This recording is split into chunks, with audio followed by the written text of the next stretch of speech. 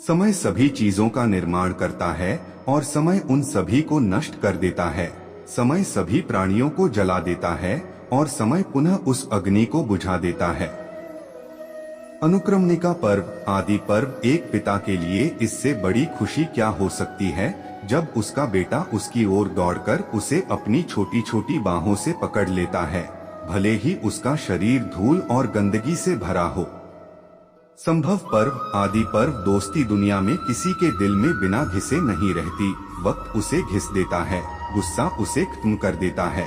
गरीब अमीर का मित्र नहीं हो सकता, अनपढ़ व्यक्ति विद्वान का मित्र नहीं हो सकता, कायर बहादुर का मित्र नहीं हो सकता।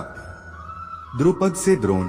संभव पर्व, आदि पर्व। अपरिपक्व समझ वाले लोग भविष्य में क्या हो सकता है इसकी परवाह किए बिना कोई कार्य शुरू कर देते हैं। राजशुभारंभ पर्व, सभा पर्व। मनुष्य जो भी कर्म किसी भी परिस्थिति में करता है उसे उन कर्मों का फल, चाहे वह किसी भी परिस्थिति में किया गया हो, प्राप्त होता है। कृष्ण जरासंध वाध पर्व, सभा पर्व। यक्ष मनुष्य का अजय शत्रु क्या है? उनका स्थायी रोग क्या है?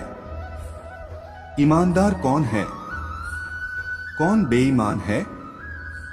युधिष्ठिर। क्रोध सबसे अजय शत्रु है, लोभ लाइलाज बीमारी है।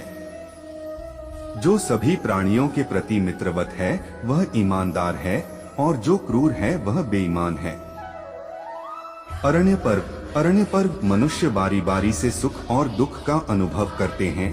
कोई भी मनुष्य कभी भी अमिश्रित सुख का आनंद नहीं उठा पाता। एक बुद्धिमान व्यक्ति, उच्च बुद्धि रखने वाला, यह जानते हुए कि जीवन में उतार चढ़ाव आते हैं, न तो खुशी से भरा होता है और न ही दुख से।